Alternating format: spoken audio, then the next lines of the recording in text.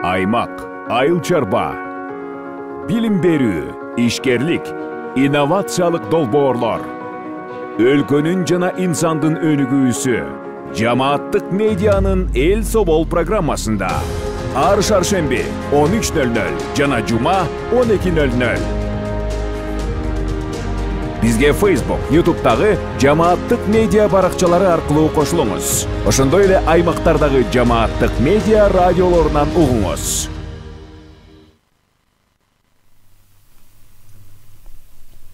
Кутман күнүңүз менен жамааттык медианын көрөрманы жана угарманы. Сиз Түз эфирдеги Эл Собол программасын көрүп баштадыңыз. Эфирди мен Айгерим Кубатбекова алып баруудамын.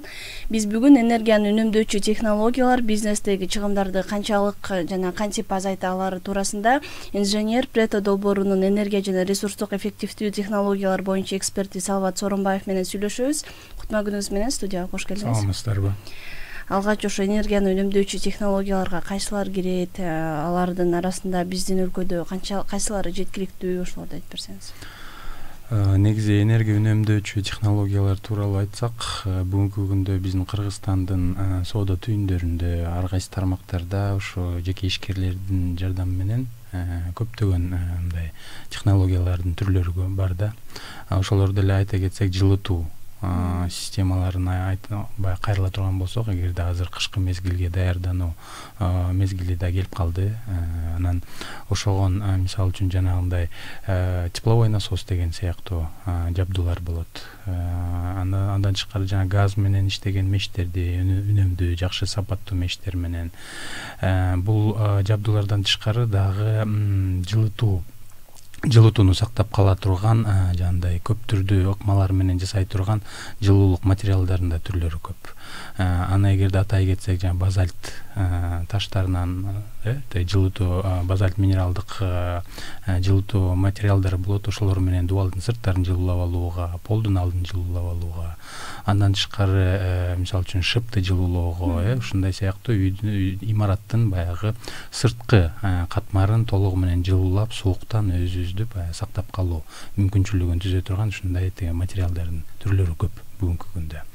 Андан тышкары ошол эле дубалдын сыртында жана бизде көп эле учурда терезелерибиз азыркы учурда мындай модадага айланып да баратат. Терезелер эгерде мурун кичинекей терезелер болсо, азыркы учурда полдон потолокко чейинки жана витраждуу терезелерди коюп атышат. Ошол витраждуу терезелердин дагы көптөгөн түрлөрү бар.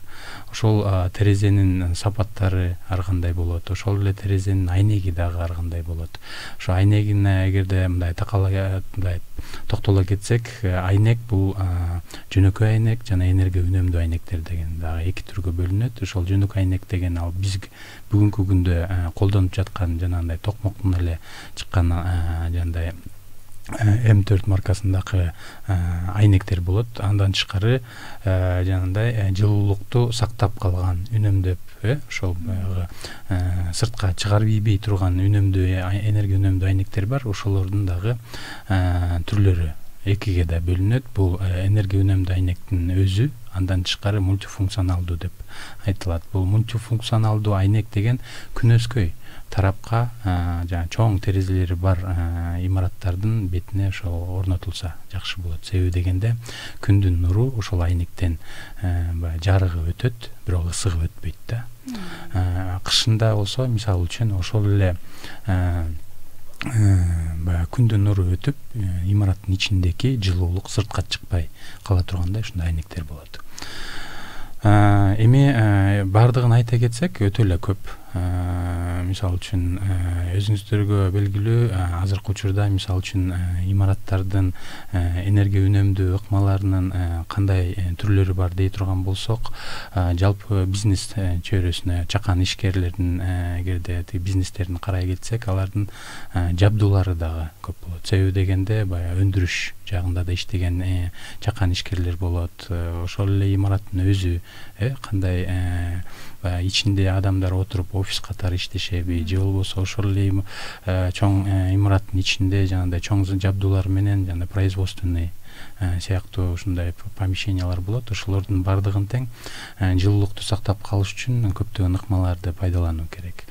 Ошону менен бирге ошол эле бул мисалы үчүн имаратты жылуулоодо эң негизги учурда биз баягы арзанчылыкты карабай, жабдууларды орноткондо жана сапаты жакшы, энергия үнөмдүү сапаттуу жабдууларды орнотуп алсак деген биз өзүбүздүн баягы кеп кеңештерибизде айтыстер беребиз да. Анан бүгүнкү күндө мисалы үчүн көпчүлүгү ойлонбойт. Мисалы үчүн арзаныраак баага качырып эле жабдуулардын арзан баасына коюп алышат дагы, жабдууларын орнотуп алышат. Бирок кыш мезгили болот, же болбосо жай мезгили болот, ошолордо чыгаша көбүрөөк болуп калат. Себеби дегенде иштеген мөөнөтү дагы узагыраак, кыскараак болуп калат. Себеби дегенде аларда деген мисалы үчүн электр энергиясын көбүрөөк талап кылат дагы. Ошого кеткен чыгашаны да кайра баягы ошо бизнестин ээлери чыгаша кетирип ошону төлөп турушат. Эгерде биз үнөмдүү жагын ойлой турган болсок, ошо жабдуулардын жакшы жана энергия үнөмдүү класстары болот. Класс А, класс Б деп коет, ошондойго чейин бөлүнөт. Бул баягы жогорку сапаттагы класстар. Ошолор мисалы үчүн өзүңүздөргө жөнөкөй тил менен айтканда, мисалы үчүн холодильник сатып алабыз го. Ошол эле холодильникти сатып алып аткан учурда бизге баягы консультант келип айтат. Бул холодильниктин баягы энергия үнөмдүү жагы баягы класс А+, же болбосо дагы 2+ болуп бөлүнөт. Ошондойго чейин айтып түшүндүрүп беришет. Себеби дегенде бул класс А деген бул жогорку даражадагы эме болуп калат, энергия үнөмдүү жабдуу болуп эсептелинет. Анан 1 жылдык мисалы үчүн пайдаланып иштете турган киловатт энергиясы болот, баягы токту пайдаланып иштетгени. Ал 100 киловаттка чейин деп ушинтип ар кандай баягы өзүнүн эсеби бар. Ошону менен эсептелип, анан ошо класска жараша бөлүнгөн да. Анан ошол мисалы үчүн холодильник жөнүндө айтып атканда, бул баягы муздатуу. Мисалы үчүн имарат эгерде жылууланбай калса, биз баягы ишкерлер көпчүлүк учурда жылуулоону деген кышкы мезгилге гана ойлоно беребиз да. Кышында мисалы үчүн отту жакканда, эгерде ошол имараттын өзүнүн туш тарабында ар кандай жылчыкчалар болсо, жылуулук сакталбай сыртка чыгып кете берет да. Ошол жылуулукту сактап калыш үчүн биз баягы жылуулоодо ошол жылуулукту сактап калуу мүмкүнчүлүгүн сактап калабыз дагы, кышкы чыгашабызды ошону менен үнөмдөп калып атабыз. Эгерде биз ошол имаратты жылуулабай, мындай начар жылуулап койгон болсо дагы, жайкы мезгили дагы бар да. Өзүңүздөргө белгилүү, азыркы учурда жайында дагы, кышында дагы ошо имараттарда пайдаланылган электр энергиясынын кубаттуулугу бирдей болуп калган да. Себеби дегенде жайкы мезгил өзүңүзгө белгилүү, азыркы учурда өтө ысык болуп атат. Ошол эле ысык болгондо ошол эле имаратты биз кайра салкындатышыбыз керек. Эгерде имараттын өзү сыртынан жылууланган болуп калса, жакшы сапаттуу жылууланган болсо, бул жанагы термос сыяктуу комфорттуу температураны бөлмөнүн ичинде сактап калат дагы.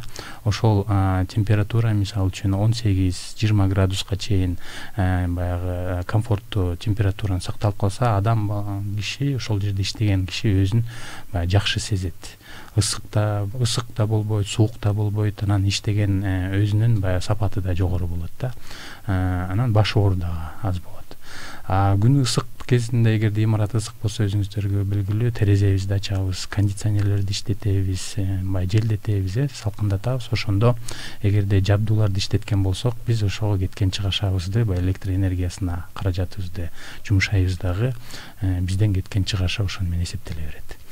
Ошонун баардыгы үнөмдөлүп калыш үчүн, ошол эле бизнес ээсинин чөнтөк маянасына калыш үчүн, ошол эле бизнести кайрадан эле өнүктүрүш үчүн, ошол үнөмдөп калган каражатты ошол бизнеске жумшап, кайра өзүнүн бизнесин өнүктүрүү үчүн ошол баягы энергия үнөмдүү иш-чараларга алып келсе, ошол жакшы жыйынтыкты берет деп ойлойм да. Себеби дегенде кышында дагы үнөмдөө болот, жайында да үнөмдөө болуп эсептелип калат. Ар кайсы учурда жыл бою имараттын ичинде комфорттуу чөйрөлөрдөгү баягы температура сакталып кала берет да.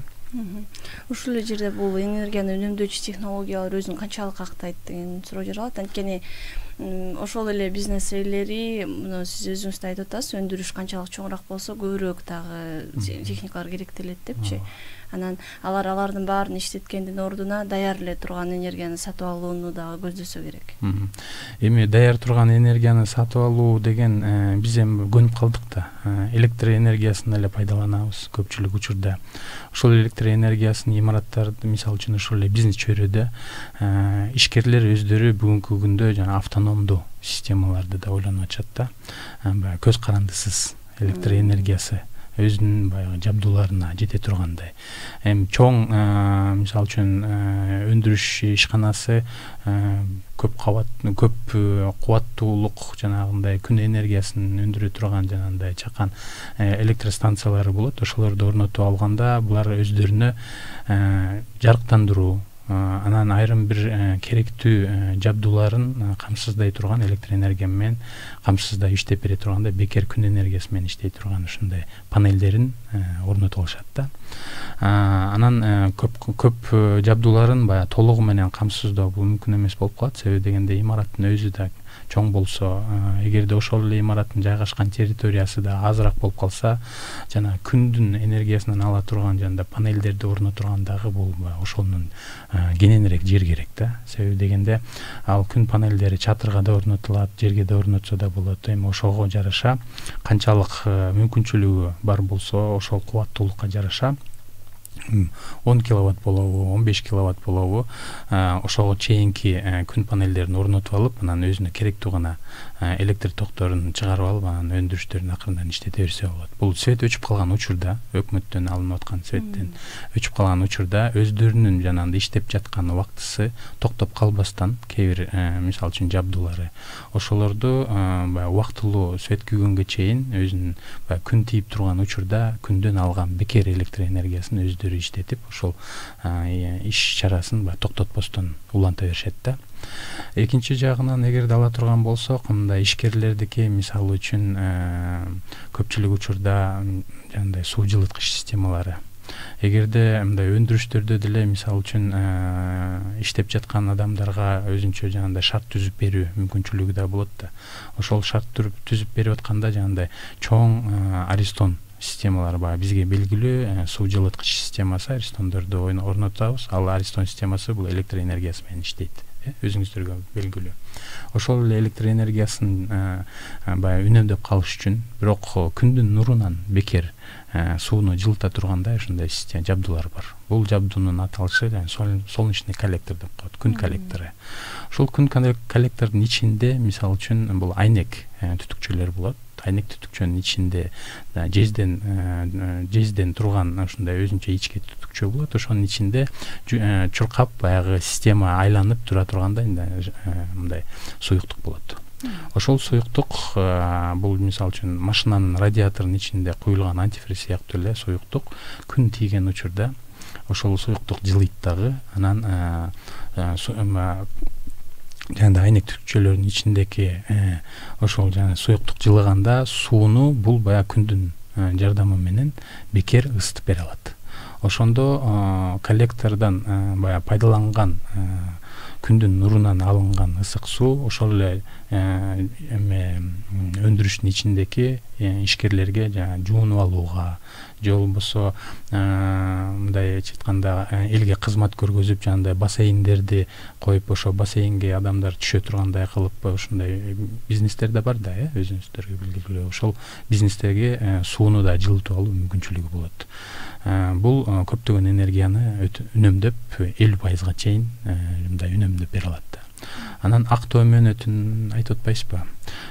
Бардык аткарыла турган жумуштардын баягы туура эсеп чоту керек да. Ошол эсептөөдө ошол эле имарат болобу, ошол эле жанагындай бизнес тармагы болобу, кандай жабдуу же болбосо кандай жылытуу болбосун, ошону туура эң башында ойлонуп, ошону баягы ишке аткарса, ошол ишкердин өзүнүн баягы пайдасы, үнөмдөөдөн келип түшкөн пайдасы бул 50%га чейин болуп түшөт.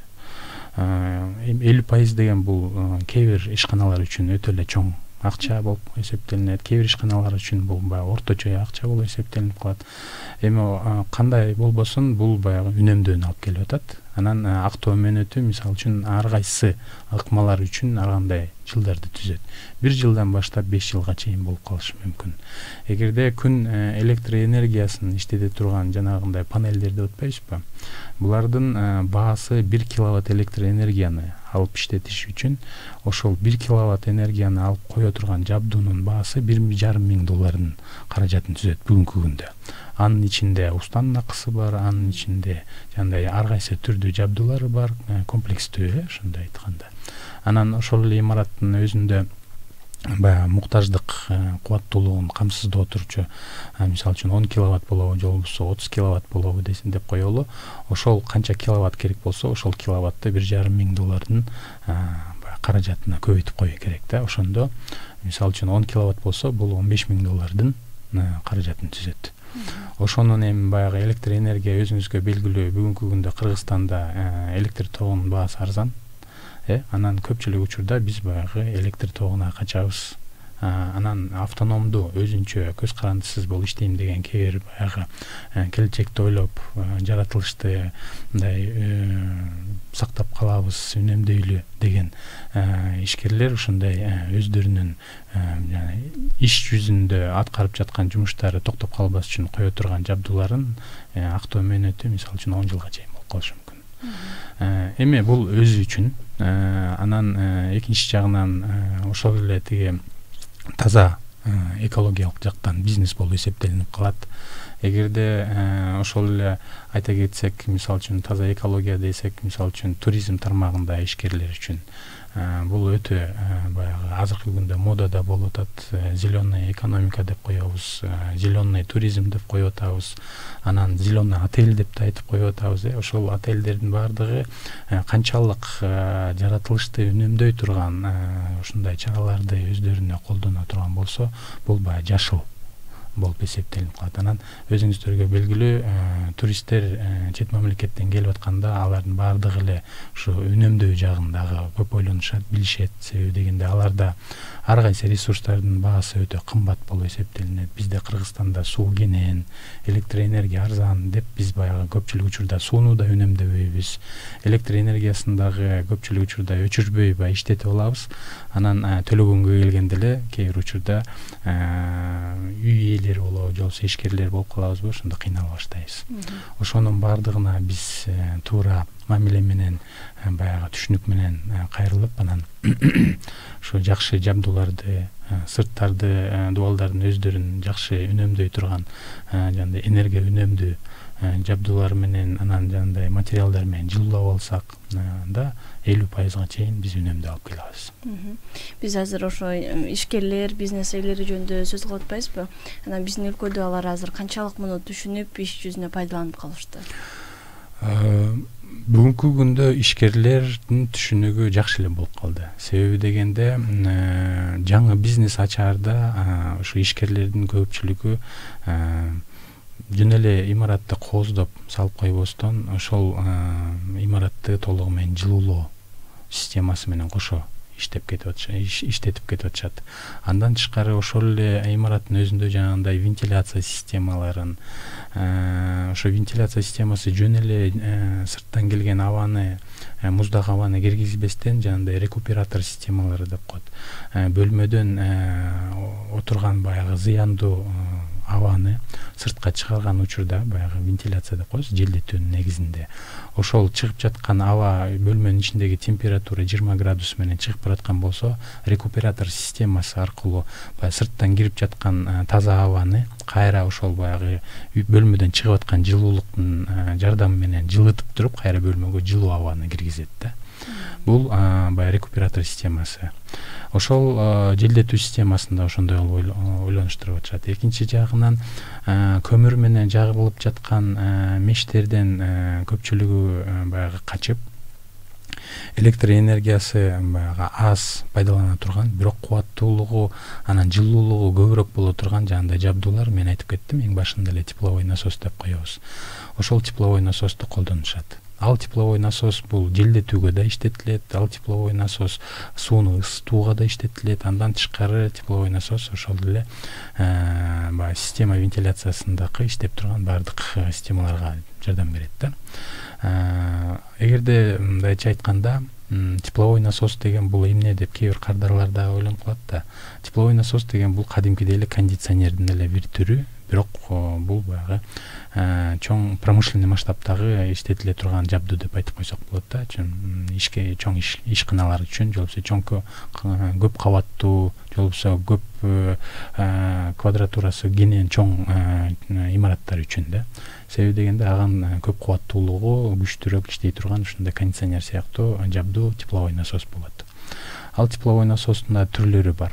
Түрүнө эгерде атай кете турган болсок, мындай воздух деп коет, абадан алынган жылуулукту иштетип кайра ана бөлмөгө берет. Воздух вода деген болот, же болбосо грунтовый тепловой насос деп коет, жердин жылуулугун алып анан бөлмөгө бере тургандай. Өзүңүздөргө белгилүү, эгерде жердин астында температура мисалы үчүн 0 градустан төмөн түшпөйт, 0 плюс градуста болуп турат, ошон үчүн ошол жылуулукту алып анан иштетип бөлмөгө бере алат. Мындай тепловой насостордун баасы өтө эле кымбат болот, грунтовый. Воздух вода деген да орточо баа болуп эсептелинет. Анан эң арзаны бул воздух. Кадимкидей эле биз өзүбүздүн үйүбүзгө коюп жаткан жанагындай кондиционердин эле бир түрү. Бул өзүнчө наружный блоктору сыртка коюлат, орнотулат. Анан ошол жерден эгерде биз мындайча айтканда чоң имараттарга, же болбосо мындай соода түйүндөргө кирип баратканда өтүп баратсаң жанынан бир жабдуулар шамал үйлөтүп эле катуу гүйлдөп иштеп калат эмеспи? Ошол тепловой насостун сырткы блогу болуп эсептелинет. Ошондон алынган жылуулук бөлмөгө баягы жайында мисалы үчүн муздатууга иштетилет, кышында жылытууга иштетилет. Андай тепловой насостордун кубаттуулугу мисалы үчүн өзүнө иштете турганда 1 киловатт электр энергиясын алат. Анан ошол 1 киловатт электр энергиясын 4,5 киловаттка чейинки жылуулукту кайра өндүрүп чыгарып бере алат. Демек биз 1 киловатт электр энергияны алып 3 эсе көбүрөөк жылуулукту, же болбосо муздатууну өзүбүзгө алабыз дагы, ошону менен биз үнөмдөө алып келип атабыз өзүбүз үчүн. Жөнөкөй тил менен айта турганда, мисалы үчүн жылытуу системаларында өзүбүздүн жөнөкөй эле үйдүн ичиндеги жылыткычтарыбыз бар эмеспи? Жанагындай обогреватель деп коебуз, масляный обогреватель деп коелучу мисалы үчүн. Ошол масляный обогревательде бизде 2 баскыч бар, кнопкасы. Ошо 2 кнопканын бирөөнүсү 1 киловатт болуп иштейт, экинчиси иштеткенде 2 киловатт болуп иштейт. Ошондо ошол эле масляный обогреватель, май менен иштеген обогревательдин өзүнүн кубаттуулугу 2 киловаттка чейин болуп эсептелип атат. Ошол 1 саатта 2 киловатт электр энергияны өзүнө пайдаланып алып, анан ошол жылуулукту канча берет деп ойлойсуз? Ошол эле 2 киловатт жылуулукту берет. Эгерде тепловой насос ала турган болсок, ошол эле тепловой насос 1 киловатт же 2 киловатт электр энергияны ала турган болсо, 1 киловаттка бул 3 киловатт же болбосо 4 киловаттка чейин жылуулук берип аткандан кийин, демек 3 эсе көбүрөөк жылуулукту берип атат. Төлөмү электр тогуна мисалы үчүн 1 киловатт же 2 киловаттын акчасын төлөйбүз. Бирок жылуулукту андан 3 эсе көбүрөөк алып атабыз. Ошону менен биз үнөмдөө болуп эсептелинип калат. Жеке ишкерлерге болобу, үй ээлерине болобу, же болбосо бизнес тармагындагы жанагындай гостиница, ресторандарга болгон учурларда өзүңүздөргө белгилүү, азыр көпчүлүгү ушундай тепловой насосторго өтүп атышат. Негизги жабдуулардын баардыгын тандоодо биз маани беришибиз керек. Жанагындай класс энергоэффективности деп коебуз. Кубаттуулугу баягы төмөн, бирок жылуулукту, же болбосо муздатуу системаларын 2 эсе, 3 эсе бере тургандай. Ошол класстары жанагы холодильниктин бетинде чапталып турганда маркировкалары болот. Ошол А класстагы, Б класстагы, кондиционердин бетинде да ошондой А, Б класстагы болот. Аны айта кетсек, жанагындай жөнөкөй эле телевизордун бетинде дагы ушундай класстары да болуп калып атат. Демек, бул эмнени билдирет? Бул дүйнө жүзүндөгү суроо талап үнөмдүү жабдууларга болуп келет да. Ошол үнөмдүү жабдуулардын арасында дагы мисалы үчүн арзан баасына качырып жасалган жабдуулар да болот. Демек, ал жабдуулардын энергияны талап кыла турган, баягы энергияны колдоно турган кубаттуулугу жогору болуп эсептелинет да. Себеби дегенде өзүңүздөргө биз билебиз го, баягы арзан баас татыбайт дегендечи. Ошондо биз арзан баасына качырып эле ошондой жабдууларды коюп алабыз. Кышкы мезгилде ойлоно турган болсок, ошол кубаттуулугу көбүрөөк болуп, жылуулукту да көп бере албай калса, акча каражатага да көбүрөөк кетип кала берет. Ошондуктан биз жанагындай үнөмдүү класстарга качырып, ошол жакшы жабдууларды орнотуп алсак, кандай тармак болбосун, бизнес тармагында туризм болобу, же болбосо ишканалар болобу, ошонун баардыгы үнөмдүү болот. Чоң рахмат сизге. Бизге бөлүнгөн убакыт соңуна чыгып калды. Биздин Жамааттык медианын көрөрмандарына, угармандарына пайдалуу маалыматтарыңыз менен бөлүшкөнүңүз үчүн ыраазычылык билдиребиз. Урматтуу Жамааттык медианын көрөрманы жана угарманы, сиз түз эфирдеги Эл Собол программасын көрдүңүз. Анда энергияны үнөмдөөчү технологиялар бизнестин чыгымдарын кантип жана канчалык деңгээлде азайта алары туурасында сүйлөштүк. Суроолорго инженер Перета долбоорунун энергия жана ресурстук эффективдүү технологиялар боюнча эксперти Салават Соронбаев жооп берди. Эфирди мен Айгерим Кубатбекова алып бардым. Кайрадан эфир аркылуу амандашканча саламатта туруңуз. Аймак, айыл чарба, билим берүү, ишкерлик, инновациялык долбоорлор, өлкөнүн жана инсандын өнүгүүсү Жамааттык медианын Эл Собол программасында ар шаршемби 13:00 жана жума 12:00. Бизге Facebook, YouTube'дагы Жамааттык медиа баракчалары аркылуу кошулуңуз. Ошондой эле аймактардагы Жамааттык медиа радиолорунан угуңуз.